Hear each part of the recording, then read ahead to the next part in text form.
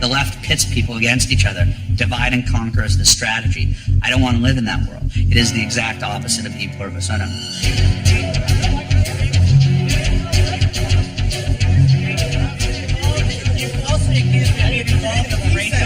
He said you were predictable. He said he worked. You are very racist. You're going to be dealt with. He said he worked. It's going to come to light who you really are. It's going to come to light who you really are. Hey, just answer one question. Yes or no? What about the fake person? Yes or no? And what the left has stood for with political correctness is to try and get those with whom they disagree to shut up. And the Tea Party movement and Sarah Palin and Michelle Bachmann and Alan West and all the people that have gone out there against the mainstream media and said, you're going to call us racist, you're going to call us potential Timothy McVeighs, you. I understand the language and you're implying that I'm racist. Okay? And that is what you are, that is going to be the sum total of your education as you go out there, and you're not going to be able to make anything. And that's why I graduated with my American Studies degree. The ability to judge other Americans as not being sufficiently tolerant because they didn't agree with the left's definition of tolerance. And I'm telling you this, is that you need to understand what multiculturalism is and what political correctness is.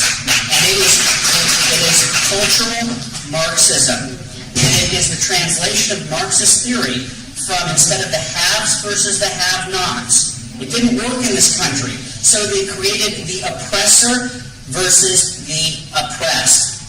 And so they pitted people in the name of diversity, where they pit Hispanics against each other. Do you know what the last set is? Do you know what the Reconquistador movement is? It is a racist movement in this country. What about the New Black Panthers? Who are supported? They're racist. And the definition of racism is only white people can be racist because black and Hispanics can't be. That is malarkey. They have you thinking in terms of race. They have you thinking in terms of race. Everything is race. There was a world before this that was created. The buildings that were made here were made by people who didn't graduate their colleges obsessed with race. They learned through math. They learned through science how to improve. I'm answering. You had your statement. You had your statement, and I am answering it. You do not interrupt me. This educational system is going to fail you. You will not be able to invent a widget, and you certainly won't be able to build it in this country anymore. They have ruined. I am the ultimate example. I graduated from college believing exactly as you believe, and I walked in from the theoretical world into the real world and realized if I wanted to put rice on the table and pay for my rent, I better get out of this victimhood mentality, and I did. What's your take on the university system? A lot of conservatives have been garbage. The American research institutions in this country are the best in the land. The engineering departments, the science departments, but the humanities departments in our lifetime have been turned to shit. And these kids I feel sorry for here, who are sitting around with their gender studies degrees and $200,000 in debt, crying that the system failed them, and they did. They won't be able to afford their first down payment on a house until they're 45 years old, but they'll be able to quote Maya Angelou. Opposite of grassroots, which is what this is. And what happened? As their organizers said, get away from him. He's trying to provoke you.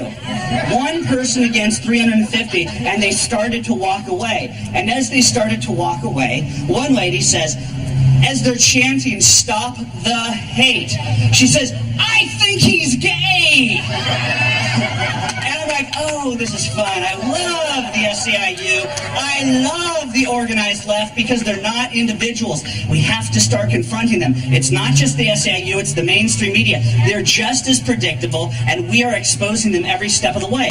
I said, hey, I'm at an anti-hate rally, and you just called me gay. That's lovely. Why did you call me gay? Another guy says, because of the way you talk. I go, we've got another winner. People of all sorts, including my fellow Jews and even white males who offend me with their every act. I see things through the prism of race and sex and religion, and I'm enraged, and I need to go take on everyone, especially the Caucasian white male. Oh, okay. And where are you going to do that? Wherever I find them. There's an outrageous man driving a vehicle. I'm going to confront him. Okay, I get it.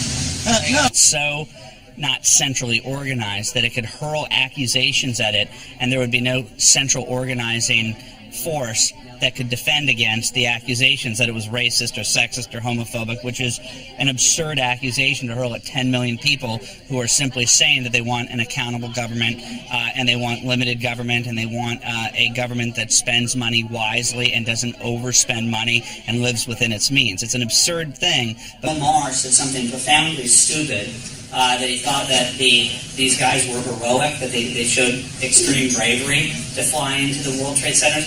I understand what he meant, though, that they were willing to sacrifice their lives. But all it is, don't get so offended, it's cynicism. That's all. That he is the sum of his cynicism. He just wants to say the most offensive thing because he knows that it's going to get a bark from the SEALs in the audience. That's all it was. And two Houston DJs started to act like the provost at your local, liberal arts college and said, let's get this guy off the air.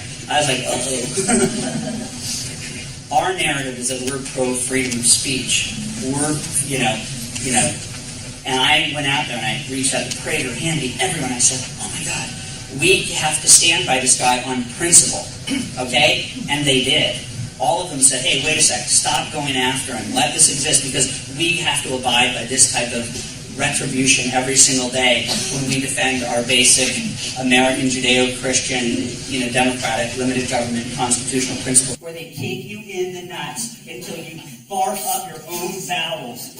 And you go, fine, I'm a patriarchal, racist, anti-gay, just do whatever you want to me. And that is why we have a nation of eunuchs. That's why we have a nation of men that are afraid of being pilloried by Tom Brokaw and Peter Jennings and Dan Rather. That they know that if they don't accept the social justice, liberal, they change it every week, progressive, because they don't believe in free speech unless they're being kicked out of Zuccotti Park. Propagandist and a Tea Party loyalist. His new book is called Righteous Indignation, Excuse Me While I Save the World. Not a very modest title. In the book, you will find scarcely a word about one of his most infamous episodes involving Shirley Sherrod, the former USDA official fired after a video of her was posted on a Breitbart website. Sherrod is now suing Breitbart for accusing her of racism after showing, quote, a deceptively edited clip. And I'm delighted to say that Andrew Breitbart joins us now. Good afternoon, sir. I don't accept the premise. But let me move forward. In your book, which I've read, you write, I'm not religious, and I'm certainly no theologian, but if there's one thing in religion that speaks to me, it is the idea of absolute truth. We start by uncovering the truth and telling everyone about it. So those are your words. Absolutely. So, Know what you're protesting. How much are you getting paid? You will be the last to find out you've been duped. Enjoy yourself. You don't even know why you're here. You don't understand why you're here. You don't understand why you're here. How much are you getting paid? We know very well How much why are you we're getting here. paid? We're not getting paid. We're not paying anybody. Nobody's getting paid. We are here. Are you here to stop the hate? Yes. Are you a hateful man? I'm certainly not. You're hateful. I'm a peaceful man. What are you here for? I am here to stop the hate that Glenn Beck is promulgating. Like in this what? country. One thing that he said that's hateful. One thing that he said that's hateful. One, not 100. One. I'm not going to fall into your trap. What? It's a trap. Truth is a trap. He should not be allowed Why is he a coward? to take Why is he a that from coward? us. Why is he a Take that coward? money Why is he a from us. coward? Why is he a coward? Because Your you sign pay says everything back to the to cowards. Why is he a coward? Because Why is he a coward? he stands there on his I'm asking him. That's what his he sign. stands in his TV show. It just, you know what? Why is he a coward? Your sign has a very clear statement. What? SEIU. Who here is from SEIU? Dee, do you remember when SEIU beat up Kenneth Gladney, the black man? How did you feel about that? How did you feel about that? That's hatred. That's hatred. That's hatred. That's hatred. What has Beck lied about? I'm going to go sign by sign. What has he lied about? Name one lie. Probably everything. Probably everything. Good quote. There you go. Is there a single person here willing to back up what your sign has to say? Is there a single person? It's over. Right now, my Twitter feed is already calling me a big fat homosexual. Hello, children at home. No, your dad's not gay. That's how the left rolls. Everybody asks me, why do you retweet? Hey, why do you do that? I can't tell you how many people I admire. And in fact, there's almost no one in the world who I respect more than Hugh Hewitt. And he took me aside the other day and he said, I don't think you should be doing that, Andrew. I don't think you should be doing that. Well, Professor Hewitt, on this issue, I disagree. Because they've held over our heads with contempt the false narrative of their innate tolerance. The least tolerant people you will ever meet in your entire lives. I know it. I live it every single day, and I retweet it to remind them that I know exactly who they are. Farmer dressed and in a family of apes. Are you asking me about this? What do I have to do with I it? want to ask you, what do you think of that image? It's deplorable. It's deplorable. It's reprehensible. And you're trying to insinuate that I'm a racist here, which is what MSNBC does to conservatives every single day. This entire context of this conversation is what the NAACP and what the Democratic Party has been doing to the Tea Party for the last year. I haven't spoken to anyone. Yeah, the entire context of this, the subtext of this. Taught me three things. The first was, don't trust the media narrative. I had the privilege of knowing him for a long time, and from the very beginning, he was very clear. The media narrative was always false. You could count on it. No matter what the media said, it was going to be wrong, and it was our job not to accept that narrative. That was point number one. Point number two was walk toward the fire. He was very clear on this. You have to walk toward the fire. That's why he didn't care when people called him racist. It bothered him, but he didn't, deep down, he knew it was false, so he didn't really care about it. And when Republicans, conservatives, libertarians, when people who think for themselves are intimidated by the left and by the media, that is a loss in and of itself. We can't be intimidated, and that's something that Andrew proved to us. If you had been intimidated, Acorn would still be operational, and Anthony Weiner would still be tweeting pictures of his junk to random people from his seat in Congress, not from his wife's closet where he's probably locked right now.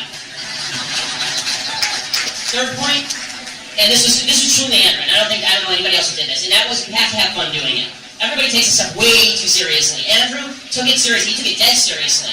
But at the end of the day, we had fun being Andrew Breitbart. I don't know anyone else who went to an Occupy movement parade wearing rollerblades just to videotape it. I mean, a few days before he died, he was riding around, he saw a homeless man with an Obama sign. He goes over and videotapes himself with the homeless man and the Obama sign because it was funny and because it was fun. And that's what Andrew was.